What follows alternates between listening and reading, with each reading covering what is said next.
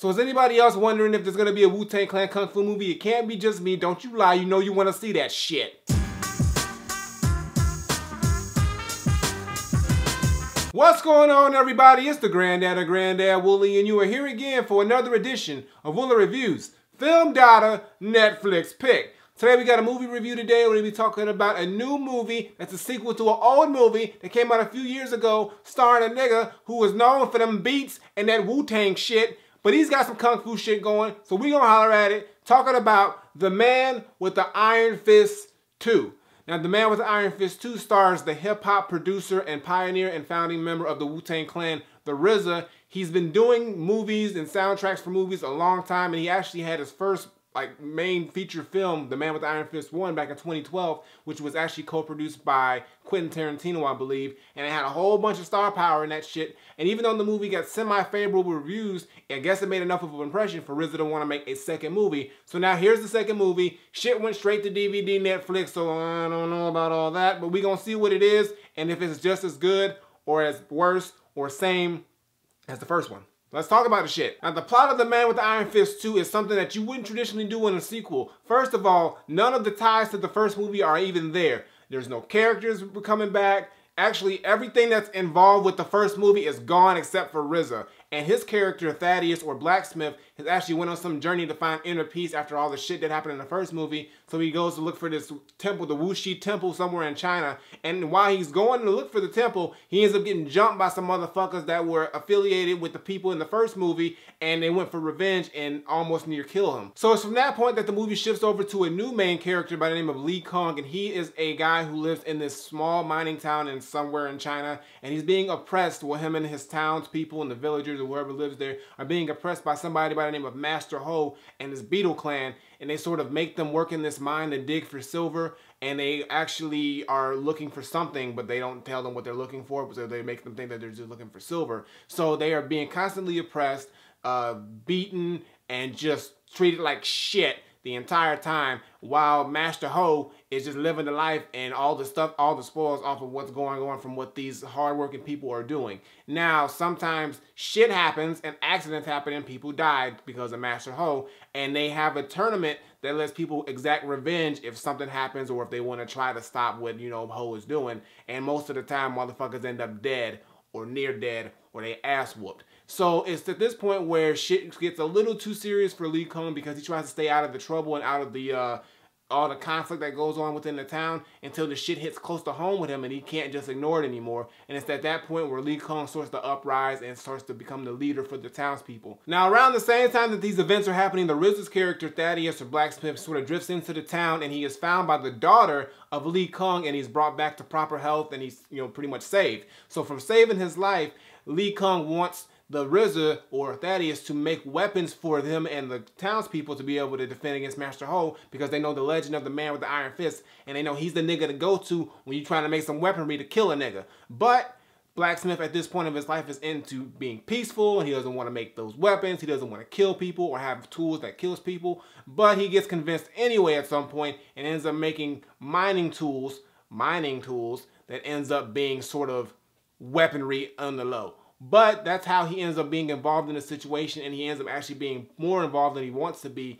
And from that point on, sort of they team up, RZA's character and Lee Kong, to battle Master Ho and the Beetle clan to take back the town and give the people the right justice and peace that they deserve and not being treated like shit anymore. So that's the basic premise of the movie. So here's the main thing. Is the movie good? And honestly, the story of the movie isn't bad. I don't mind it. It's got its heart in the right place, but it's just surrounded by a whole bunch of shit that makes it just not that great. And the thing about this movie is that even though the story itself, the idea of the story is good, it just suffers from bad acting, bad shooting, and just an overall lackluster ending to it that just sort of gets ridiculous at a point. Now, the thing about the movie that kind of drives me crazy is the fact that they used a lot of unnecessary cuts and shots and zooms here.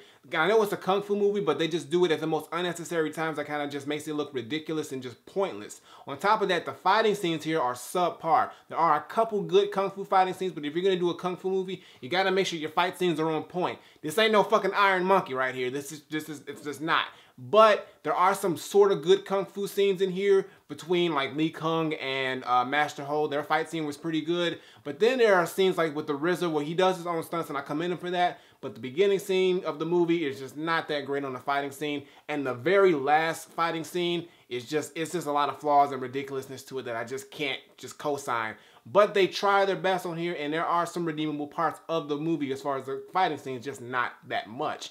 On top of that, it suffers just from a story that just doesn't have a lot of meat to it. I mean, it's real basic with the story. You kind of already know how it's going to start, you know, end up and end, but it's just like the characters on here just aren't bringing it as far as an acting standpoint. There's a lot of bad acting, subpar acting. There's only pretty much a couple good actors in here, but only 2 or 3 good actors can't move a movie. So it's just like, you don't really get invested into the characters or the story as much as you should because the acting is just subpar. But there are some good qualities about this movie. Now, the thing about it is, like I said, the story of it, the general story of, you know, a traveler goes in and, you know, he sees that the town's being oppressed and they uprise and try to take over and, you know, get their justice and just due. I like that story and premise, and I like sort of like the outsider coming in to save the day and help, you know, the people and, you know, having an impact. That's good. That's a good story to work off of, and you know, there's a lot of levels and layers you can do to that. Now, another thing about the movie that I did enjoy was the actual soundtrack. Now, I know that has nothing to do with the actual direct part of the movie, but it does shape the movie well with the sound of it. Now, there is a lot of hip-hop influence because it is the RZA, so you're going to hear a lot of hip-hop beats or a lot of Chinese kung fu sounding hip-hop beats, but they sort of work for the most part. Some tracks, but for the most part, it is a pretty decent soundtrack back in the movie. Now, that's pretty much the only 2 things that I could say about this movie that I did really like, but there's just so much to the movie that it's just done poorly or not well enough for me to be able to be like, yo, this is a great movie. It's a real subpar, mediocre movie, and as far as the sequel is concerned, it doesn't do any better than the first movie. The first Man with Iron Fist wasn't that great. This one is even lower on the totem pole, and I think with the fact that they stripped away all the star power that they had in the first movie, the backing of Tarantino, and just probably a bigger budget to work with, a lot of those elements that were in the first movie were completely stripped away from this movie, and it actually brought it down. And the last thing about the movie that didn't go too well over for me was also the climax or the ending of the movie. Now, this part of the movie is where they sort of do the mass uprising of the villagers towards the Beetle Clan and Master Ho. And there's also another character in the movie that I forgot to mention by the name of the Mayor. He actually is played by the same guy who played Shang Tsung in the first Mortal Kombat movie. You know what I'm talking about if you remember the movies. That was my shit. But he is actually the mayor, and he's portrayed as, you know, this guy who's sort of like in the middle of everything, but he like really doesn't get involved with anything. But he is actually in the center of a twist ending there, and the fight scene at the end of the movie just is pretty much the most ridiculous thing I've seen, especially around how it just ends. I just didn't like the whole ending of it. It just was sudden and quick, and it just tried to cram too much into a 15 to 20 minute climax with so many characters that they try to just fucking end with, and I just didn't like it.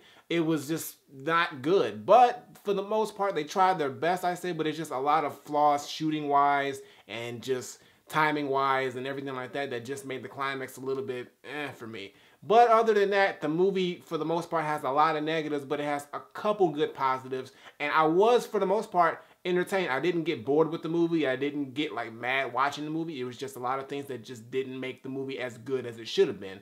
And, I mean, the RZA tried, but, I mean, it just didn't go over too well like you probably thought it would have. So my final verdict, I'm not saying that The Man with the Iron Fist 2 is an overall not good sequel to a movie that already wasn't that great to begin with. The shooting on here is mediocre. The acting on here is bad at times. And even though the story, the core of the story is pretty good, and it does have a pretty good soundtrack, and some of the fight scenes here are pretty good, not all of them, but some of them, it just doesn't have enough to be a really, really decent to good movie or a great movie. It's just in that lingering, terrible movie realm where it's almost 100% terrible, but it's got a little bit about it that makes it sort of kind of decent.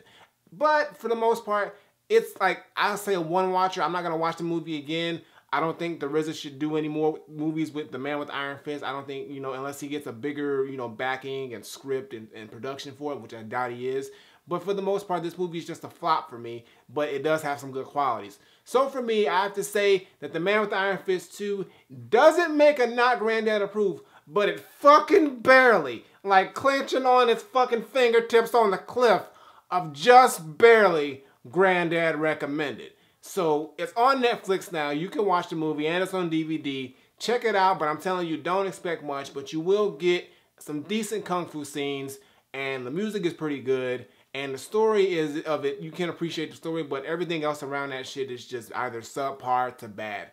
But that's all I gotta say. So The Man with the Iron Fist 2, it's just barely. Clinch it on for dear life. Granddad recommended. Flip it. Alright guys, that's going to do it for today's video. Make sure you give me a thumbs up and drop a comment. Tell me what you think of The Man with the Iron Fist 2 if you've seen it. If you haven't seen it, like I said, it's out on Netflix now. But it's a lot more bad shit than good shit. And you know, you're probably going to watch it once and forget about it. And you probably don't want to own it. And if you do, you might want to put it in the back of the bookcase because you know you don't want people to know that you own this. But it's got a couple good things, but nowhere near enough to make it a good movie. Previous videos on the side as well as my music video. Check those out, show them some love. And as always, Twitter, Facebook, SoundCloud, Instagram. Links in the description below. And subscribe. Button on the screen, button below. Woolly Reviews, twice a week. Gaming channel. Check that out. And I got nothing more to say. So until next time I take my leave, Granddaughter, The Man with the Iron Fist 2, it ain't that great. I'm just going to be real. It's got a couple decent, you know what, watch it once and be done with it. I'm out of here.